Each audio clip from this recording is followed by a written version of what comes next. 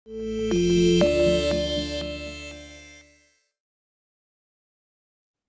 saya pada sore hari ini adalah The Answer atau jawaban Bapak Ibu sekalian. Tadi kita sudah mendengar bagaimana kesaksian dari Bu Esther Manurung, perjalanan imannya, perjalanan pengalaman imannya bersama dengan Tuhan Yesus. Dan kita melihat hasil akhirnya Bapak Ibu. Kita mendengar hari ini hasil akhirnya. Ya, jadi Bapak Ibu sekalian, kalau ada pertanyaan pasti ada jawabannya. Kalau ada jawaban pasti ada pertanyaannya Bapak Ibu sekalian. Saya mulai dengan cerita ini Bapak Ibu sekalian, ilustrasi ini.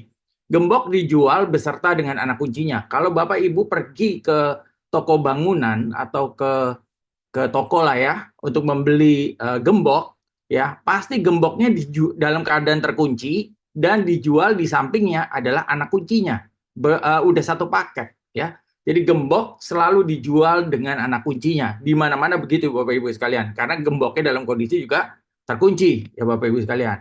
Nah, kalau gembok dijual beserta dengan anak kuncinya, nah bagaimana dengan masalah? Ya, masalah ada itu pasti ada solusinya, Bapak Ibu sekalian. Jadi masalah itu sudah ada paket solusinya, termasuk dengan penyakit. Ya, ada kesembuhannya. Jadi ketika kita mengalami masalah, pasti ada solusinya, Bapak Ibu sekalian. Ketika kita mengalami sakit penyakit, maka ada kesembuhannya Bapak Ibu sekalian. Jadi Tuhan sudah menyiapkan solusinya dan kesembuhannya untuk masalah dan juga untuk penyakit kita. Sama seperti analoginya seperti gembok dengan anak kunci ya. Jadi gembok dijual sepaket dengan anak kuncinya. Jadi ketika Bapak Ibu mengalami masalah, percayalah ketika kita memiliki Tuhan Yesus, ketika Tuhan Yesus ada bersama-sama dengan kita, maka dijamin ada solusinya. Begitu pula dengan penyakit, Bapak Ibu sekalian. Ketika Bapak Ibu mengalami sakit penyakit, Bapak Ibu di dalam Tuhan, maka tersedia kesembuhannya, tersedia solusinya, tersedia jawabannya, Bapak Ibu. Ya, jadi ada pertanyaan, ada jawaban, ada gembok, ada anak kunci, ada masalah, ada solusi, ada penyakit, dan ada solusi kesembuhannya. Kita masuk di dalam firman Tuhan yang ada di dalam Lukas 7 ayat 11 sampai 17. Judulnya Yesus membangkitkan anak muda di Nain. Kemudian Yesus pergi ke suatu kota yang bernama Nain. Murid-muridnya pergi bersama-sama dengan dia dan juga orang banyak menyertainya berbondong-bondong. Setelah ia dekat pintu gerbang kota, ada orang mati diusung keluar, ya. Anak laki-laki, anak tunggal ibunya yang sudah janda. Dan banyak orang dari kota itu menyertai janda itu. Jadi di sini bisa dilihat janda ini satu-satunya anaknya yaitu anak laki-lakinya meninggal, anak tunggalnya meninggal. Jadi dia menjadi janda. Dan dikatakan banyak orang dari kota itu menyertai janda itu. Ya, bisa jadi ini adalah janda yang terpandang. Bisa jadi ini hubungannya baik dengan masyarakat, sehingga banyak orang yang mengiringi kepergian dari anak tunggal dari ibu ini, dari janda ini. Dan di ayat 13 dikatakan, dan ketika Tuhan melihat janda itu, tergeraklah hatinya oleh belas kasihan. Lalu ia berkata kepadanya, jangan menangis. Sambil menghampiri usungan itu, ia, yaitu Yesus, menyentuhnya. Maksudnya menyentuh mayat anak laki-laki tunggal dari janda ini. Dan sedang para pengusung berhenti, ia berkata, hai anak muda, aku berkata kepadamu, bangkitlah. Maka bangunlah orang itu dan duduk dan mulai berkata-kata. Dan Yesus menyerahkannya kepada ibunya. Semua orang itu ketakutan dan mereka memuliakan Allah sambil berkata, seorang nabi besar telah muncul di tengah-tengah kita. Dan Allah telah melawat umatnya. Maka tersiarlah kabar tentang Yesus di seluruh Yudea dan di seluruh daerah sekitarnya. Jadi Bapak Ibu sekalian, di sini dikatakan ketika Yesus berpapasan melihat ya di gerbang kota, pintu gerbang kota, ya dikatakan di ayat 13, dan ketika Tuhan, yaitu Yesus, melihat janda itu, dikatakan tergeraklah hatinya oleh belas kasihan. Lalu berkata, jangan menangis. Jadi firman yang keluar pertama kali dari mulut Yesus adalah jangan menangis, ya. Stop crying, ya. Jadi Tuhan Yesus melihat janda itu dan dikatakan tergeraklah hatinya oleh belas kasihan. Bapak Ibu sekalian, pelayanan SPOS, ya, pelayanan sahabat peduli orang sakit, ya, sahabat peduli orang sakit, ya, lahir dari kepedulian, ya, lahir dari belas kasihan, lahir dari keinginan untuk melayani orang-orang sakit. Jadi hal yang sama, Bapak Ibu sekalian. Yesus melihat janda itu, maka dikatakan tergeraklah hatinya oleh belas kasihan. Jadi berawal dari belas kasihan, Bapak Ibu sekalian. Berawal dari belas kasihan, maka firman itu keluar dari mulut Yesus. Jangan menangis, ya. Sambil menghampiri usungan itu, ya, ia menyentuhnya.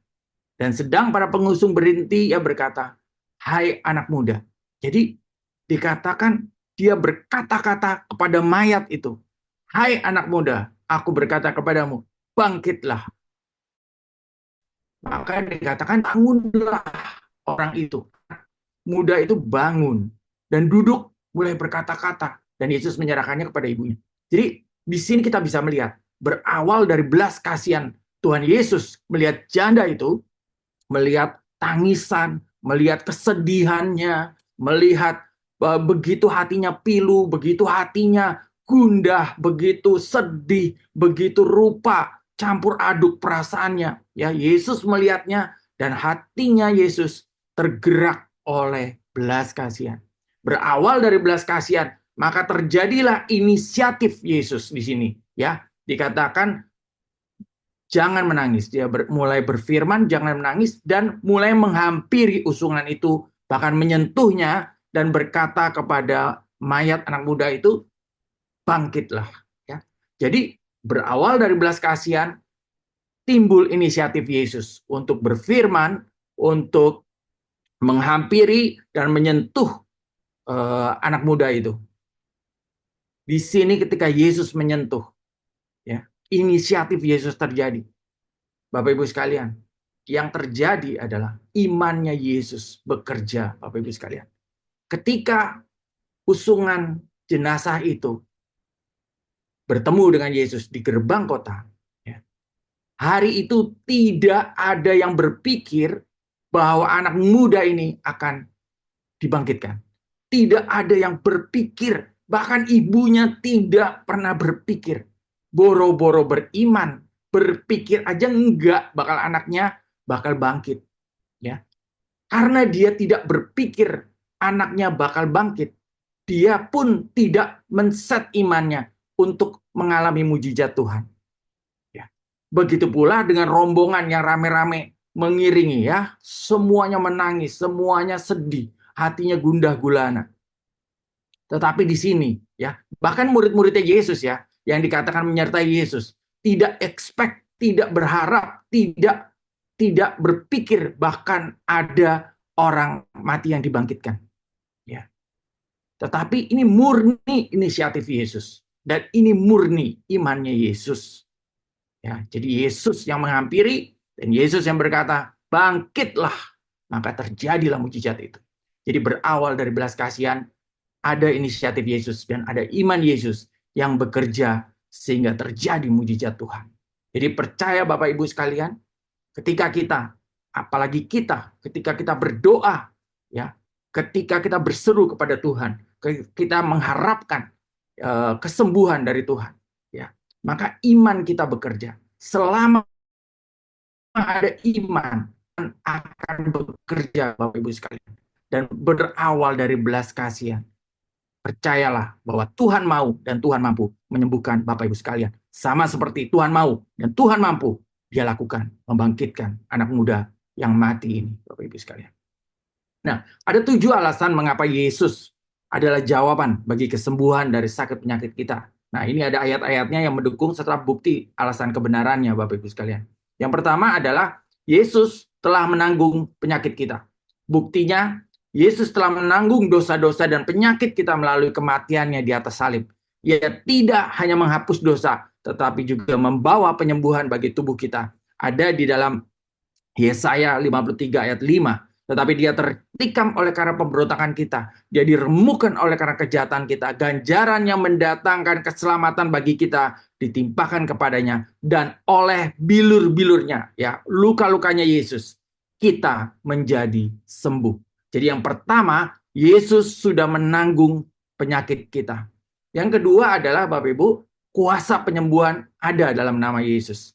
Buktinya, nama Yesus memiliki kuasa atas segala sesuatu, termasuk penyakit. Dengan iman, kita dapat menerima kesembuhan di dalam nama Yesus. Ya, ada di dalam Markus 16 ayat 17 sampai 18. Dan inilah tandanya bagi orang-orang yang percaya. Mereka akan mengusir setan-setan demi namaku. Mereka akan berbicara dalam bahasa-bahasa yang baru bagi mereka. Mereka akan memegang ular, dan sekalipun mereka minum racun maut, mereka tidak akan mendapat celaka. Mereka akan meletakkan tangannya atas orang sakit, dan orang itu akan sembuh.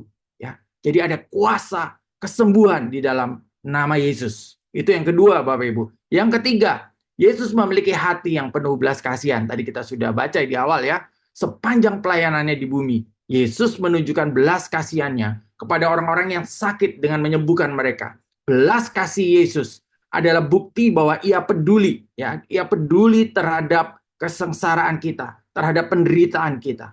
Maka tergeraklah hati Yesus oleh belas kasihan kepada mereka, dan ia menyembuhkan mereka yang sakit. Dari Matius 14 ayat 14. Jadi Yesus selalu memiliki compassion, memiliki hati yang penuh belas kasihan. Dia selalu ingin menyembuhkan setiap kita yang sakit. Dari dahulu dia berjalan di muka bumi, ya, sebelum disalibkan, dia telah menyembuhkan orang sakit. Sekarang setelah dia disalib dan dia bangkit kembali dan duduk di sisi kanan Allah Bapa, dia tetap menyembuhkan kita yang sakit. Mereka yang sakit tetap berlaku. Karena Allah kita tidak pernah berubah, dahulu, sekarang, sampai selama-lamanya. Kuasanya sama, dahulu, sekarang, dan selama-lamanya. Yang keempat adalah bagian dari rencana penyelamatan Allah. Buktinya, keselamatan yang Yesus bawa tidak hanya mencakup kehidupan kekal, tetapi juga kesembuhan bagi tubuh, jiwa, dan roh kita. Di dalam Lukas 5 ayat 31 sampai 32 dikatakan, Yesus menjawab mereka, tidak perlu orang sehat perlu tabib, tetapi orang sakit. Aku datang bukan untuk memanggil orang benar, melainkan orang berdosa. Jadi Yesus tahu kesembuhan itu adalah bagian dari rencana keselamatannya Allah. Yang kelima, Bapak Ibu, iman kepada Yesus membawa kesembuhan, ya. Banyak kisah dalam Alkitab menunjukkan bahwa mereka yang percaya kepada Yesus menerima kesembuhan karena iman mereka. Iman kepada Yesus adalah kunci untuk menerima mujizat kesembuhan. Tadi di depan kita sudah baca kisahnya. Ada iman, maka ada mujizat, Bapak Ibu. Dalam Markus 10 ayat 52 dikatakan, sebab itu berkatalah Yesus kepadanya, pergilah, imanmu telah menyelamatkan engkau. Maka seketika itu juga melihatlah ia, lalu ia mengikuti Yesus dalam perjalanannya. Jadi, di mana ada iman, di situ ada kesembuhan. Di mana ada iman, di situ ada mujizat, Bapak Ibu sekalian. Yang keenam, Yesus adalah dokter yang ilahi, tabib yang agung. Yesus sering disebut sebagai tabib yang agung, yang membawa kesembuhan, baik secara fisik maupun rohani. Ia tidak hanya menyembuhkan gejala, tetapi juga akar masalahnya. Akar daripada sakit penyakit disembuhkan oleh Tuhan. Di dalam Matius 8 ayat 3 berkatalah Yesus kepadanya, aku mau, jadilah engkau tahir. Seketika itu juga lenyaplah penyakit kustanya dan ia menjadi tahir. Jadi Yesus adalah tabib yang agung, yang memiliki kuasa, mujizat, dan kesembuhan, Bapak Ibu sekalian. Dan yang terakhir, Bapak Ibu, nomor 7, penyembuhan adalah janji Tuhan bagi umatnya. Nah, buktinya dalam perjanjiannya, Tuhan berjanji untuk menjadi penyembuh bagi umatnya. Yesus sebagai penggenapan janji ini terus menawarkan penyembuhan bagi mereka yang bersandar kepadanya. Ayatnya ada di Keluaran 15 ayat 26. Akulah Tuhan yang menyembuhkan engkau. I am the Lord who heals you. Akulah Tuhan yang menyembuhkan engkau. Ya, janji Tuhan itu ya dan amin. Dahulu, sekarang, dan selamanya. Ya dan amin, Bapak Ibu. Jadi kesimpulan, ya, bahwa Yesus adalah jawaban bagi sakit penyakit kita. Ya, Yesus adalah jawaban bagi kesembuhan dari sakit penyakit. Karena pengorbanannya, kuasa namanya, belas kasihannya, iman kita kepadanya, dan karena kesembuhan adalah bagian dari rencana penyelamatan Allah. Melalui iman dan doa, kita dapat mengklaim kesembuhan ini di dalam kehidupan kita. Bapak Ibu, baik melalui kesembuhan ilahi. Bapak Ibu bisa sembuh melalui kesembuhan ilahi. Seketika instan Tuhan bisa sembuhkan. Bapak Ibu bisa sembuh juga melalui tangan dokter. Itu pun rencana dan bagian Tuhan. Karena saya sering mengatakan bahwa ilmu kedokteran itu diajarkan oleh Tuhan Yesus, ya. Dari Tuhan mengajarkan ilmu kedokteran karena luar biasa rumit, ya. Bapak Ibu bisa sembuh juga karena obat. Percayalah Bapak Ibu, obat pun itu karya pekerjaan tangan Tuhan, ya. Sehingga orang atau farmasi bisa memiliki hikmat, ya, hikmat untuk membuat obat. Jadi apapun juga yang Tuhan pakai, melalui kesembuhan ilahi, instantly, melalui tangan dokter, melalui obat, Bapak Ibu bisa disembuhkan. Tetapi melalui iman dan doa, kita dapat mengklaim janji kesembuhan ini di dalam kehidupan kita. Baik, saya selesai Bapak Ibu sekalian. Saya undang kita berdoa. Sebelum saya berdoa untuk sakit penyakit Bapak Ibu sekalian, saya ingin memastikan Bapak Ibu sekalian, kita bisa mengklaim janji kesembuhan itu, ya, bahwa Yesus adalah jawaban, ya, the answer. Yesus adalah jawaban bagi sakit penyakit kita. Ketika kita datang, percaya dan beriman kepada Tuhan.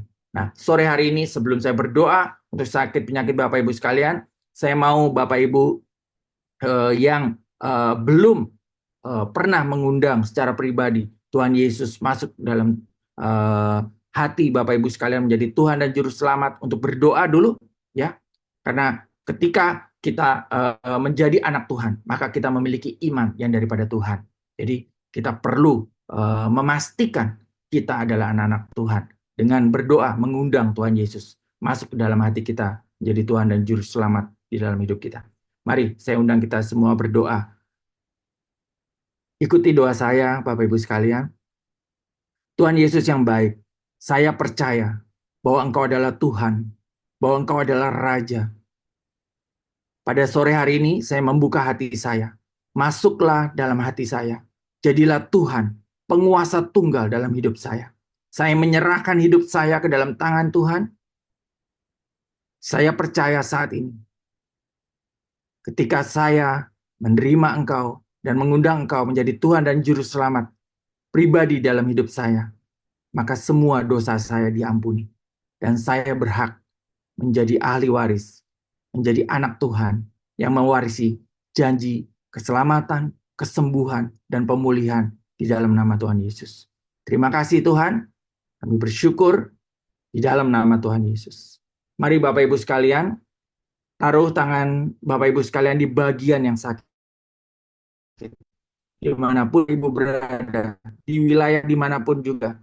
Kita adalah Om, Dia Maha Hadir. Dia Maha Hadir. Dimanapun juga Bapak Ibu berada, Dia hadir di samping Bapak Ibu sekalian. Percayalah, datang dengan iman dan taruh tangan Bapak Ibu sekalian di bagian yang sakit dan terimalah di dalam nama Tuhan Yesus. Tuhan, kami percaya Tuhan bahwa Engkau telah menyembuhkan kami. Engkau adalah jawaban bagi semua sakit penyakit kami. Di dalam nama Tuhan Yesus, saat ini Tuhan, semua sakit penyakit yang kami derita, baik sakit penyakit kanker, baik sakit penyakit jantung, baik sakit penyakit ginjal, baik sakit penyakit paru-paru, sakit penyakit saraf kejepit, sakit penyakit tulang, sakit penyakit autoimun, sakit penyakit apapun juga Tuhan namanya, di dalam nama Tuhan Yesus, kami hardik dan kami tolak semua sakit penyakit. Kami cabut keluar di dalam nama Tuhan Yesus. Dan kami percaya Tuhan, pada saat ini di dalam nama Tuhan Yesus, oleh bilur-bilur Yesus, kami telah disembuhkan. Oleh bilur-bilur Yesus, kami telah dipulihkan. Kami percaya Tuhan kepada satu nama, yaitu nama Yesus. Nama yang menyembuhkan, tabib yang agung, yang telah menyembuhkan kami dan memberikan kepada kami kuasa dan kekuatan untuk menjadi pulih dan sembuh di dalam nama Tuhan Yesus. Dengan otoritas di dalam nama Tuhan Yesus, kami menghardik dan menolak sakit penyakit keluar dari tubuh kami di dalam nama Tuhan Yesus. Dan kami percaya Tuhan, kami terima dengan iman kesembuhan yang daripada Tuhan Yesus, pemulihan yang daripada Tuhan Yesus, tubuh yang baik, tubuh yang di recovery, semua bagian-bagian tubuh yang dipulihkan di dalam nama Tuhan Yesus. Apapun sakit penyakit kami telah dipatahkan di kayu salib oleh nama Yesus. Dan oleh bilur-bilur Yesus kami terima mujizat-Mu, kami terima kesembuhan-Mu dengan iman di dalam nama Tuhan Yesus. Terima kasih Tuhan. Kami bersyukur di dalam nama Tuhan Yesus. Kami terima dengan iman kesembuhan dan pemulihan kami. Haleluya. Amin.